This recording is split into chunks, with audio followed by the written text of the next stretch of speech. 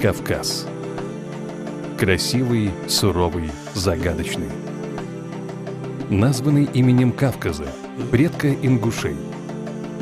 Одного из 8 сыновей легендарного Таргамаса, праотца всех кавказцев.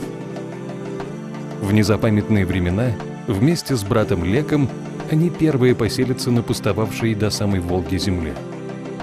Кавказ от реки Терека до пределов Кавказа, а Лек от реки Терек до моря Каспийского. В то время как остальные 6 братьев останутся жить в Закавказье.